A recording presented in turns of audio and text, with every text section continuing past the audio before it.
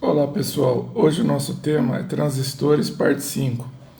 Primeiro eu vou pedir para vocês que se inscrevam no nosso canal, a CDC Eletrônica, curtam os nossos vídeos, cliquem no sininho para receber as novidades, assim vocês terão acesso a diversos conteúdos aí de eletrônica analógica e eletrônica digital.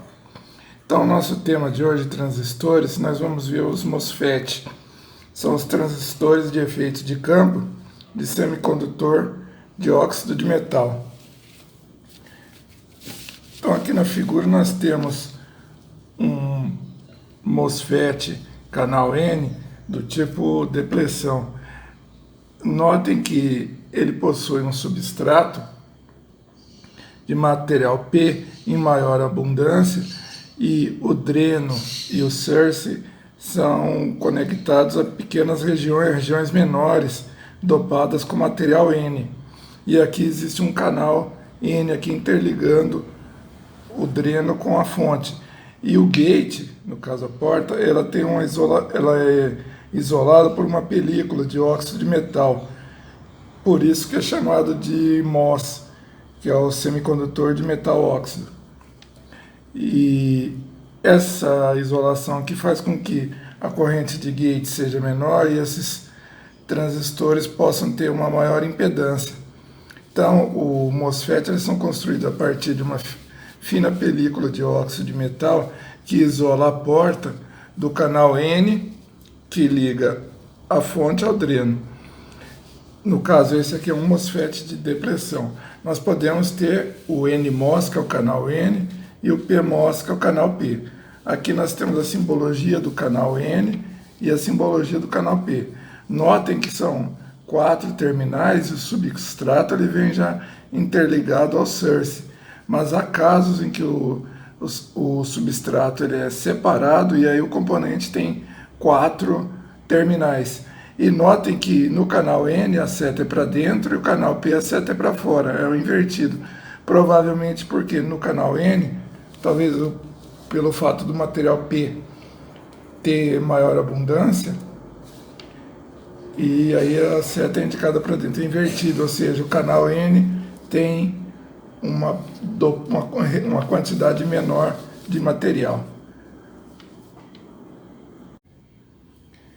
Na última figura, o substrato parece unido à fonte, mas há casos em que estão independentes, onde o componente passa a ter um terminal a mais. Nesta figura acima, nós temos o gráfico da curva de transferência da corrente ID em função de VDS, a partir de determinados valores de VGS. Por isso aqui nós temos então aqui várias curvas com valores de VGS menos 3 volts, menos 2, menos 1 e para VGS igual a 0 volts. E nós podemos notar uma certa semelhança com o JFET. Os MOSFETs, eles possuem G bem menor que os JFETs e a impedância de entrada são bem mais altas devido àquela película de metal óxido que isola a porta. Existem 2 tipos de MOSFETs. Além de ter os tipos N e P, cada um tem os 2 tipos, o de depressão e o de intensificação, ou então chamados de enriquecimento.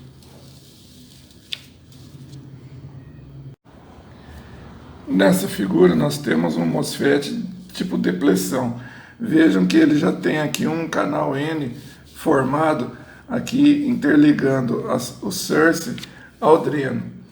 E a porta gate aqui, o contato dela de metal, tem isolação através da camada aqui de óxido de silício. E aqui nós temos o substrato no material P, que está em maior quantidade, e o material N tem menor quantidade, mas apesar do N ser em menor quantidade, esse é um MOSFET de depressão canal N.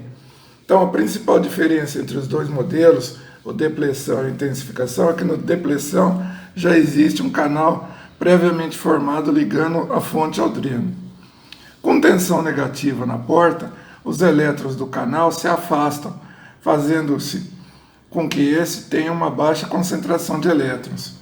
O canal deixa de existir não por depressão, e sim pela recombinação de elétrons juntamente com as lacunas do substrato. Então, a concentração de elétrons passa a diminuir e o canal deixa de existir, vai diminuindo de acordo com VGS negativos.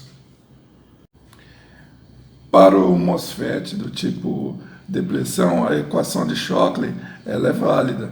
Então, ID é igual a IDSS, que é o valor de saturação de ID, que multiplica 1 menos VGS sobre VP.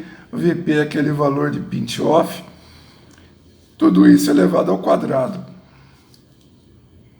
Se o VGS for igual a zero, nós vamos ter que o ID vai ser igual a IDSS.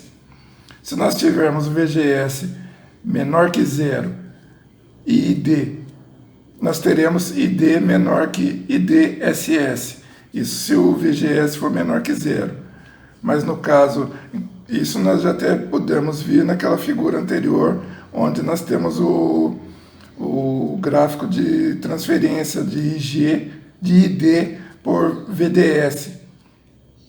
Nós vemos que para VGS menores, a corrente ID não chega lá no máximo de IDSS.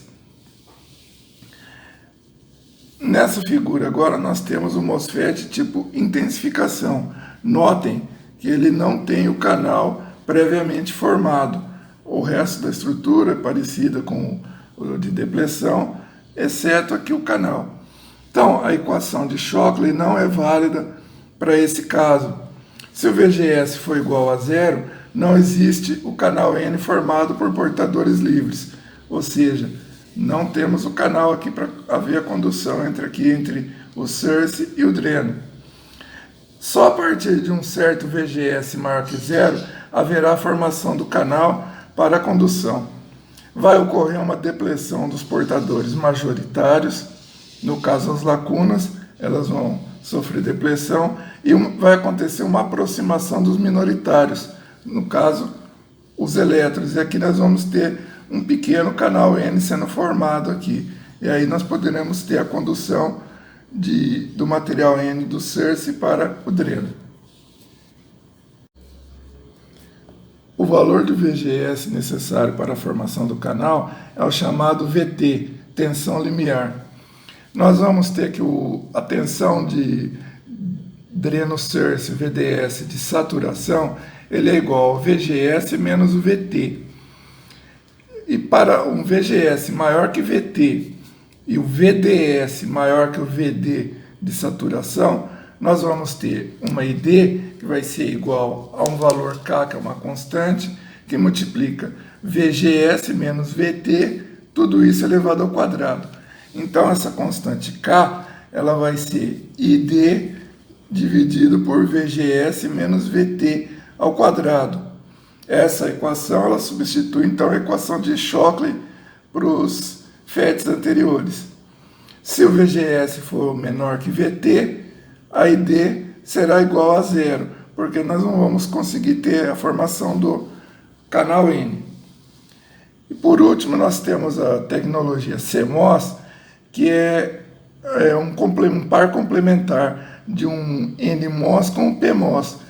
A letra C vem de complementar. Então, utiliza-se a combinação de um par complementar de um NMOS com um PMOS para construirmos portas lógicas. A porta inversora NOT, por exemplo, ela utiliza apenas um par de complementares, enquanto as portas NAND e NOR, por exemplo, elas utilizam dois pares da combinação NMOS com PMOS. Esses tipos de transistores eles são mais rápidos na comunicação e são mais fáceis de serem reduzidos. Então, cada vez mais se constrói transistores menores e aumentam-se a quantidade de transistores em apenas um circuito integrado. Então, a eficiência do transistor, do circuito integrado, cada vez vai sendo maior. Só que vai chegando num ponto que o transistor vai ser tão minúsculo que ele vai chegar ao tamanho de um átomo e ele não vai poder se reduzir menor que isso. E aí essa tecnologia CMOS também ela vai chegar num limite. E aí provavelmente nós vamos ter que optar pela tecnologia da fotônica, que aí no caso o fóton vai estar substituindo o elétron. Isso seria para um caso mais futuro. Então, a tecnologia CMOS, ela sempre se multiplicou e sempre a quantidade de transistores vão sempre aumentando. E é o mesmo caso também das HDs, onde você vai cada vez conseguindo minimizar informações magnéticas ali naquela mídia magnética. Então, mais uma vez, eu vou pedir para vocês que se inscrevam no nosso canal, a CDC Eletrônica, curtam os nossos vídeos e cliquem no sininho para receber as novidades. Muito obrigado e até o próximo vídeo.